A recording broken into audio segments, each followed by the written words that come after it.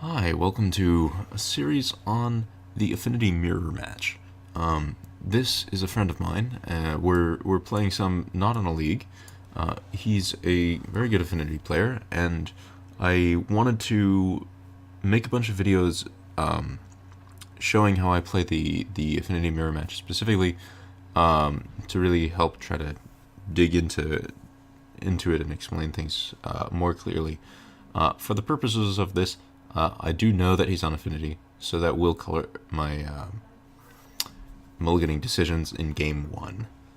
Simply because I want to have more decent games where it's not just a one-sided stomp. Because I would keep this hand in the dark, but against Affinity, it just doesn't do very much. The Etch Champion is completely dead, and it doesn't really have the tools you specifically want in the Affinity Mirror match. The only way this hand wins is by going all in on an Inkmoth Nexus, which is kind of an iffy proposition. So this is a mulligan. Let's see. Yeah.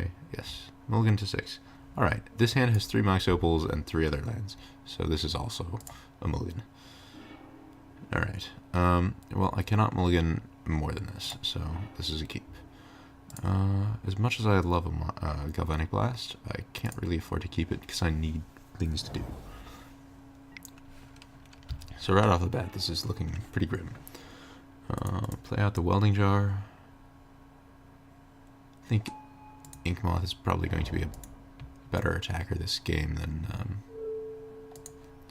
Blinkmoth.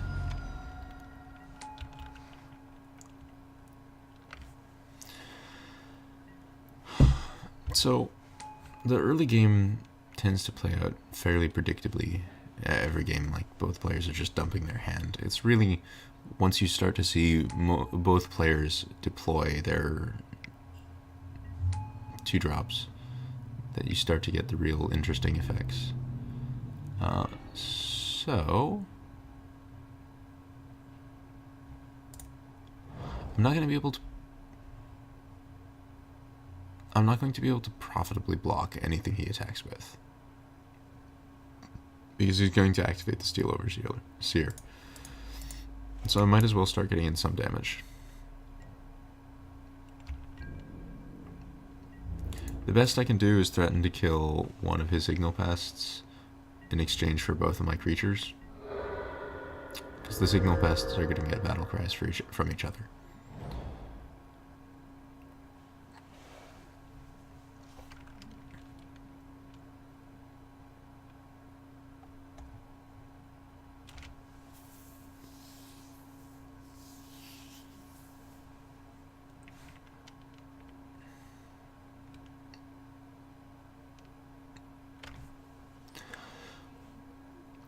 So, if you watched one of the videos that I did previously, I talked about how oftentimes the Affinity Mirror was either very close in skill testing or a one-sided stomp. This is definitely the one-sided stomp version of it, where one side just has all of the things, and the other side has none of the things, and there's not really much of a game to it. If I draw air here, I'm just yeah, that's over. Just that start was so much better than the one I had. Alright, so post sideboard, grids, grudges, and occasionally a Thoughtseize is good. The Thoughtseize is really hard to say whether you should have it every time or not. And when you're... So, you cut champions for obvious reasons, because both players are just playing mostly colorless cards. The next thing I like to cut, and the reason I like to cut it, is Signal Pest, because while the battle cry is nice, both players have so many flyers that the 0-1 part of it means that it attacks, it chump attacks far too often. If you attack with a Signal Pest, they just block it with a Vault Surge, and you're incredibly down on the trade, even if the battle cry is helping you.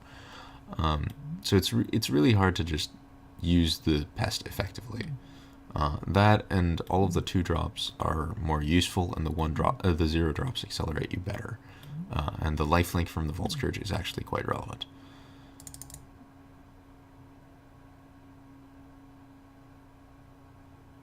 So I'm going to put in 1 Thoughtseize and call this good.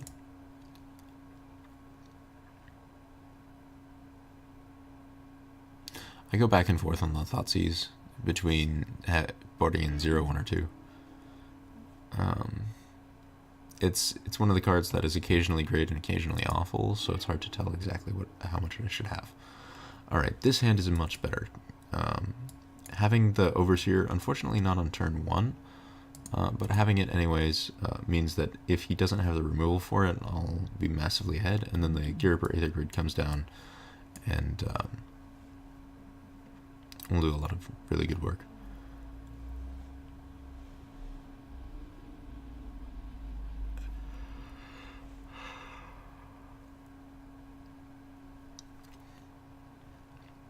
I'm also able to get an attack in with Blinkmoth Nexus on turn 2, potentially, if I don't draw something better to do with my mana. Or I could just play the Gearper Aether Grid on turn 2, either way. Play the grid instead of the Overseer.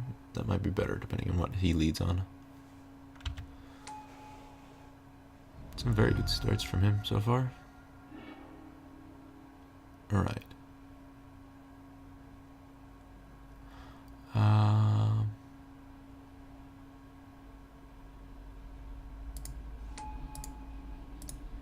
Yeah, I think I'm going to lead on the grid.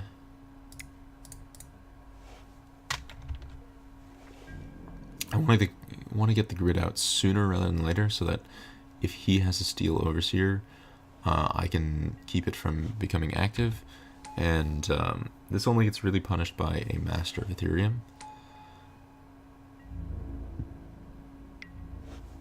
Alright, yeah, this is incredibly good for me, because I get to go Steel Overseer and Memnite,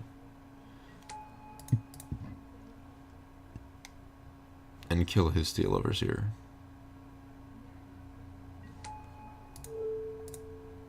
And now that I'm starting to get free value off the grid, and he can't do anything about it.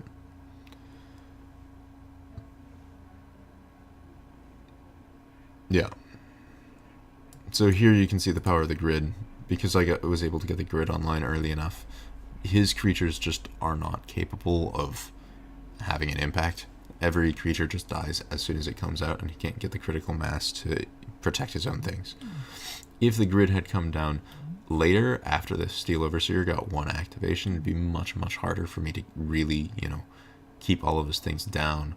With the Welding Jar, he would have been able to keep everything alive, because I would spend 1 turn trying to kill 1 thing, and the Welding Jar would save it, and then his Steel Overseer would put that thing out of range.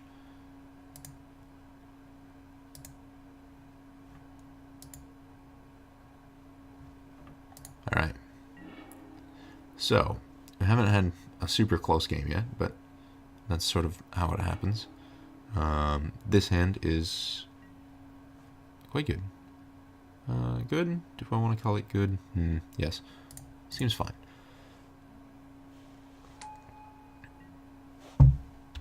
I can play the Master on turn 2, which is going to be really good against a grid-based hand. The biggest threat is if he has a turn 1 Steel Overseer. Which he does. So that's pretty good.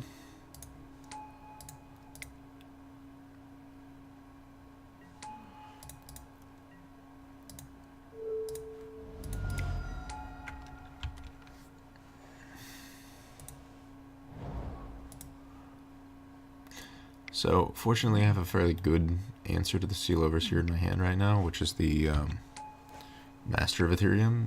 Just being able to get really big and not let the go wide aspect of the Steel Overseer really get too far. But 2 Ravagers is going to make that plan actually quite hard.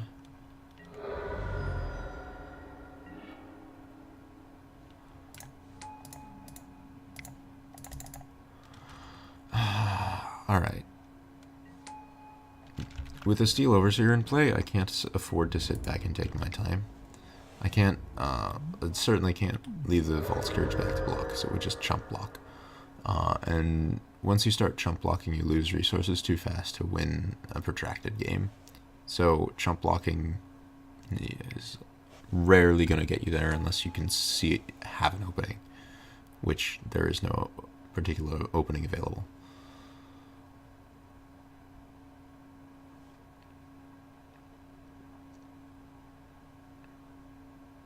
Unfortunately for me,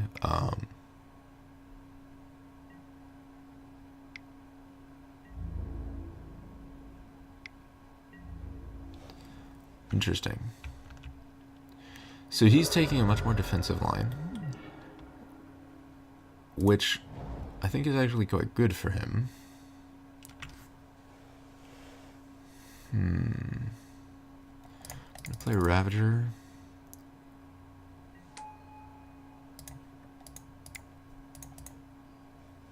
Play the plating. Equip plating to Vault Scourge.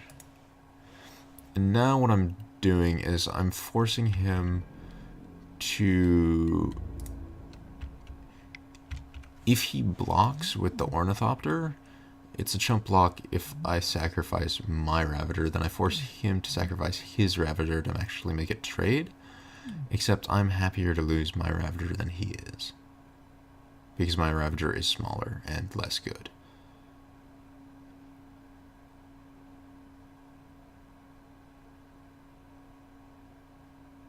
And he's really incentivized to make that trade because this is doing so much damage to him.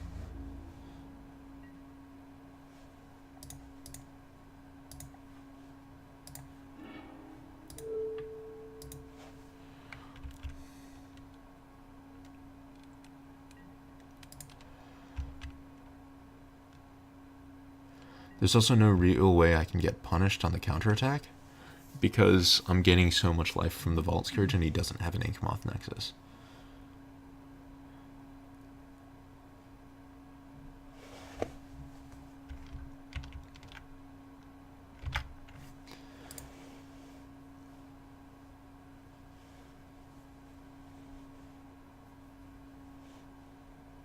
So in his place, I do think he's kind of forced into sacrificing the Ravager to make the Ornithopter trade-off against the Vault Scourge. If he's not, then I think his only valid plan is to be sitting back on both of these and animate the Blinkmoth Nexus the next turn to be 2 power plus 1 from the Steel Overseer activation plus 1 from the Blinkmoth Nexus pumping itself.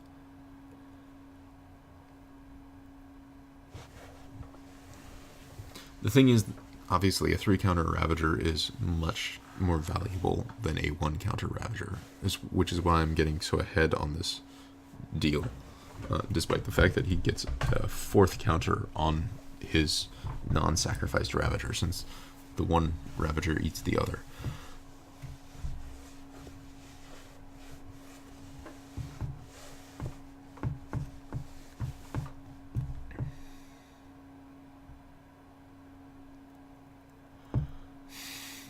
The reason I'm not tempted to attack with a Master of Ethereum is because it's really good to have it on my side of the board, but if I had attacked with the Master of Ethereum, then it's far too easy for him to just sack one Ravager to the other, load all the counters on one, eat some random Springleaf Drum, and have a bigger creature than my Master.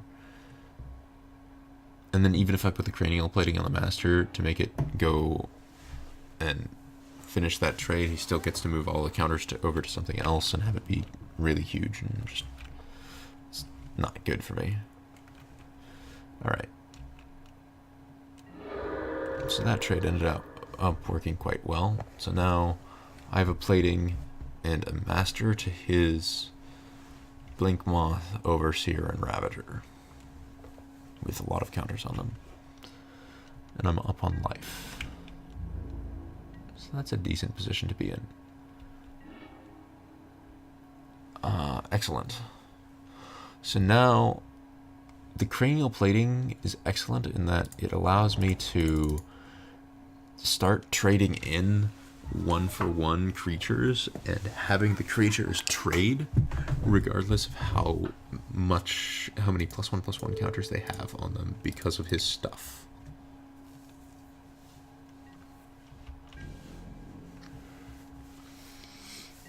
And the hope is that I can just 1-for-1 draw more creatures than he does. It's worth noting that he didn't play a card on his turn, which means he might be having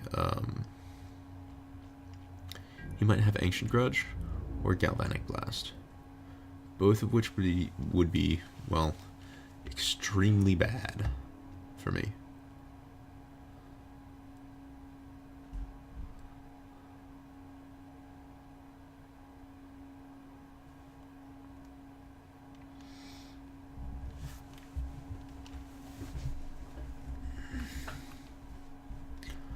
Let's see, the Gyriper Aether Grid is not actually going to do anything at this point in time. So I'm going to attack it with a Ravager and see what happens. The grid's not doing anything because he's got a Ravager, so it really prevents the creation of new creatures from him. Because the Ravager and the Steel Overseer, they're just going to absorb all of the damage. Interesting, he doesn't take it. It doesn't do anything about it. Alright, I'm still so far out of range of dying that I'm gonna drop the grid right now. Not hold up Blink Moth. I'm just not particularly afraid of him trying to one-shot me with anything.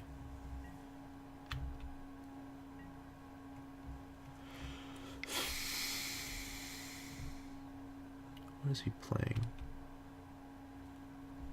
I'm just really curious what the two cards in his hand are.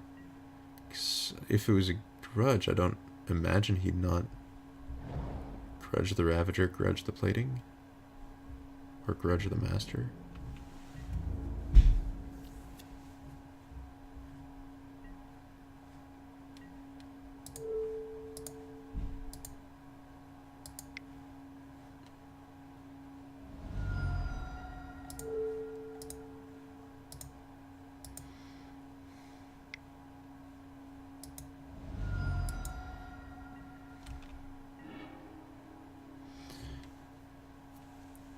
Okay.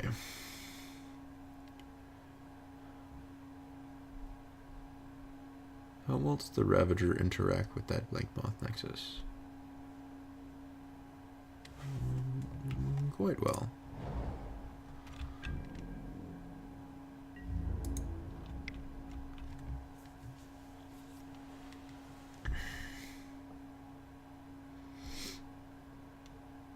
The goal is to have Ravager force a trade with one of his real cards.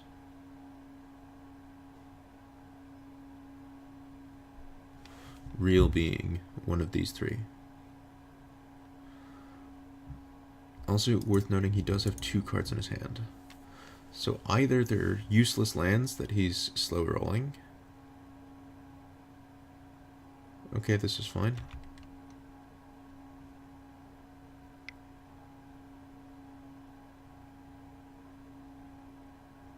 Oh, this has got to be some kind of removal.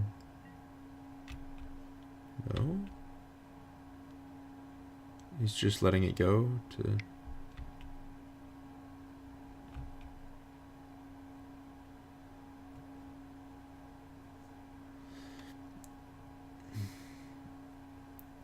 See, I'm having a harder time imagining that he has a removal because there's no incentive for him to trade off his resources in this way if it's an Ancient Grudge or a Galvanic Blast.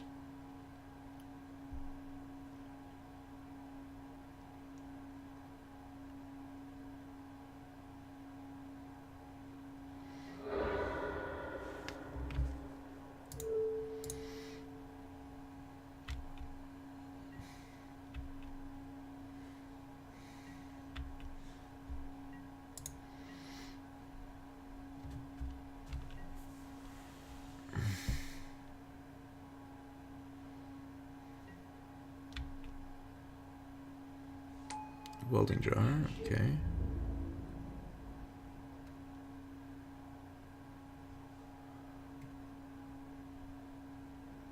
Alright, so if you're curious why he conceded there, I do 3 damage to him on my upkeep, or 3 damage to him now, and then if I draw any cheap artifact or anything else, I just kill him.